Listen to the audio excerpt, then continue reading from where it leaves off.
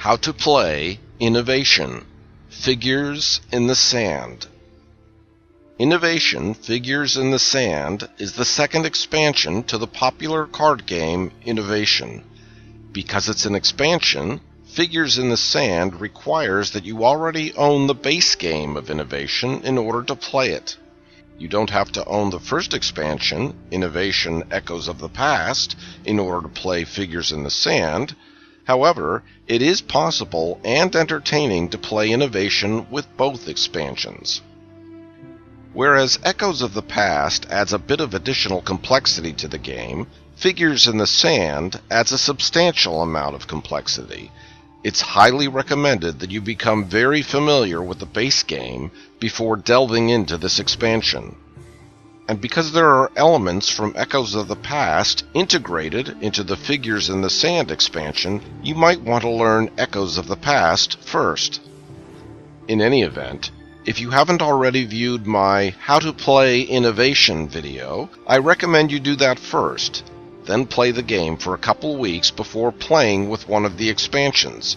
If you have already purchased the Echoes of the Past expansion, play that next. Watch my How to Play Innovation Echoes of the Past video. Finally, return here when you're ready to move on to Innovation Figures in the Sand. The Figures in the Sand expansion deck is a green-colored deck of 105 cards broken up into ages 1 through 10, just like the brown deck from the base game and the blue deck from the Echoes of the Past expansion. In contrast to what the instructions tell you to do, I recommend instead that you lay out the age decks in this manner.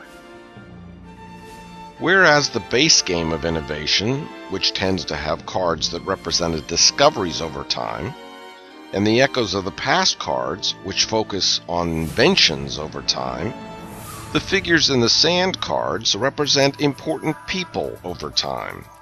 Examples of Figures cards include Hammurabi from age 1, Leonardo da Vinci from age 4, Napoleon Bonaparte from age 6, Albert Einstein from age 8, and Margaret Thatcher from age 10.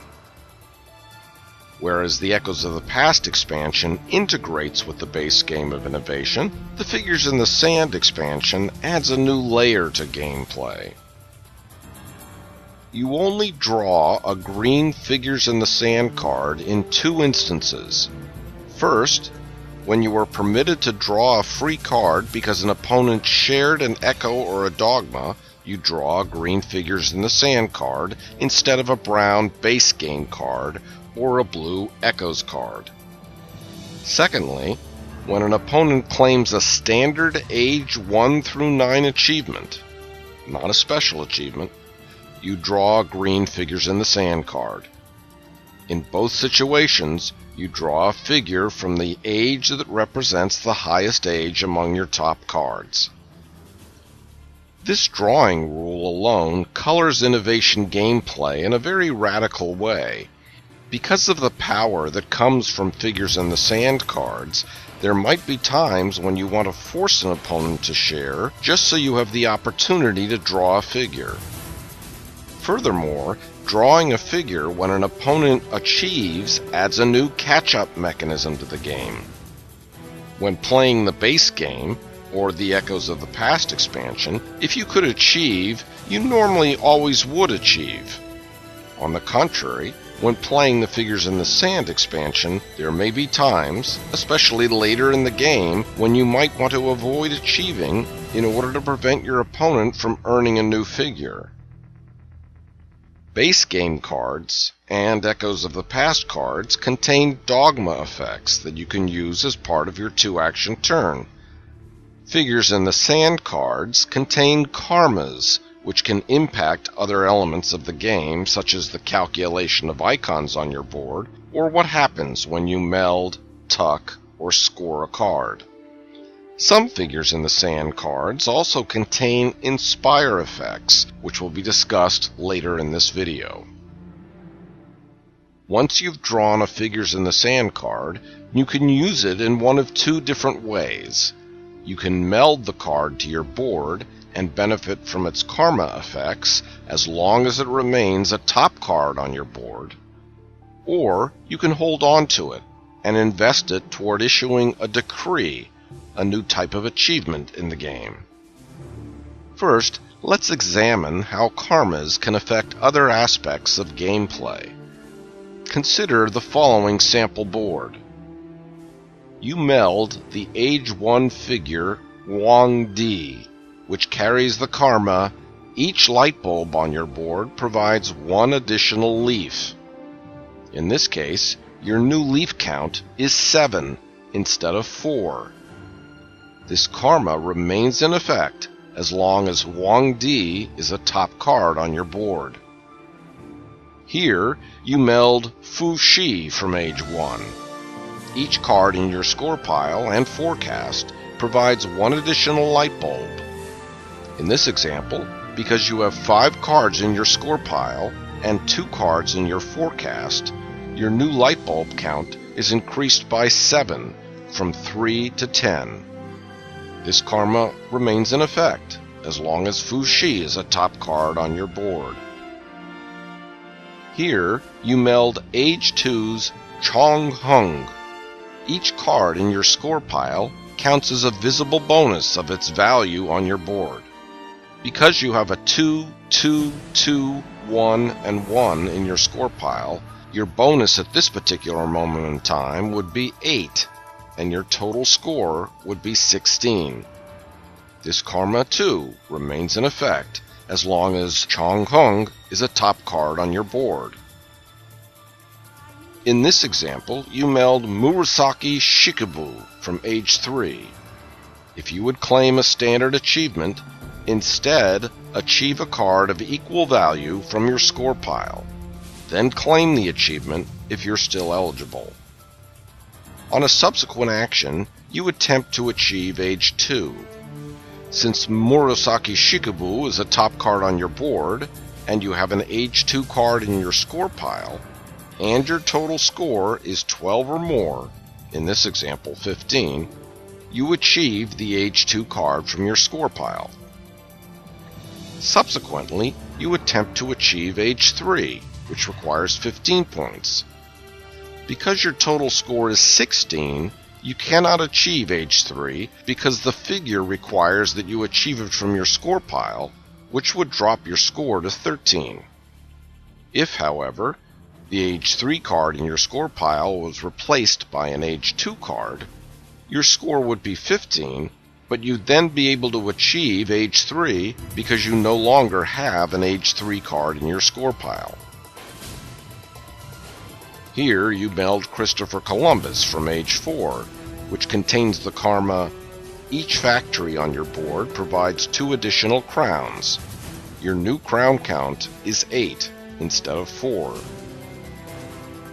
Whenever you attempt to meld a second figure on your board, you have to fade one of your figures once the action that resulted in the second figure being melded is completed.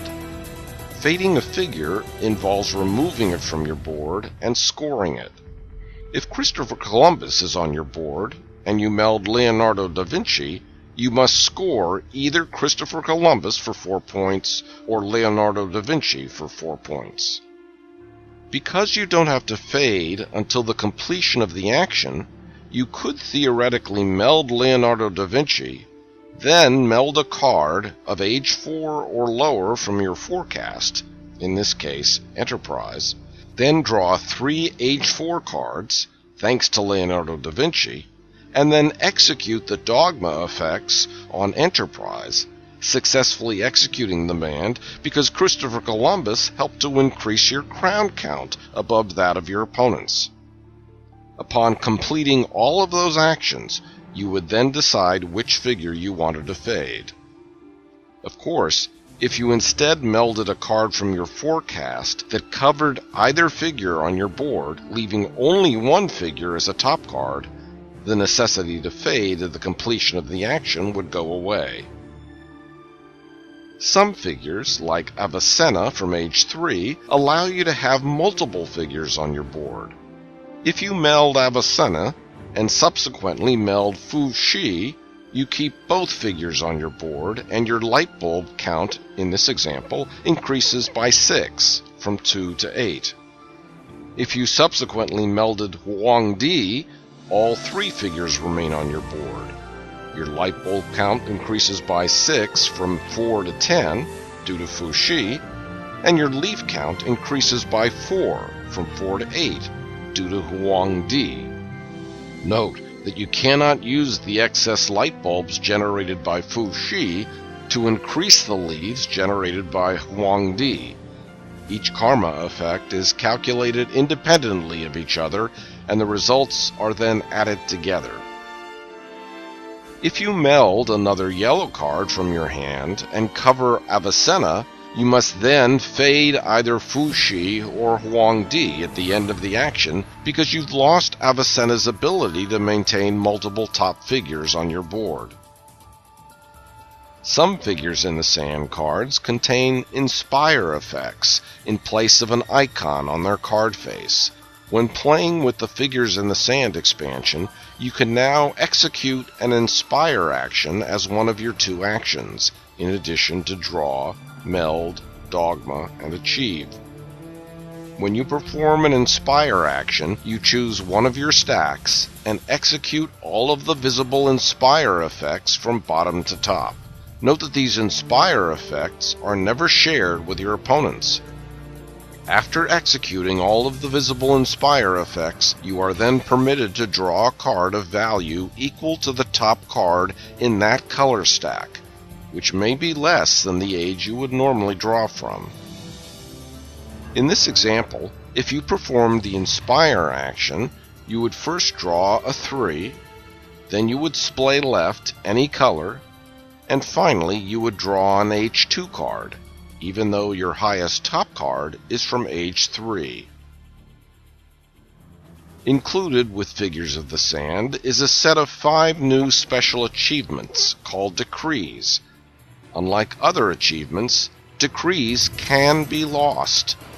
When you execute the new decree action, in addition to the other available actions, draw, meld, dogma, achieve, and inspire, you must reveal 3 figures of different ages in your hand. You can then issue a decree that matches the color of any one of the 3 figures that were in your hand. Then, all of the cards in your hand, including the 3 figures and any other cards you were holding, are immediately removed from the game. If the decree you issued is unclaimed by any player, it is added to your list of achievements. You can then immediately execute the action on the decree.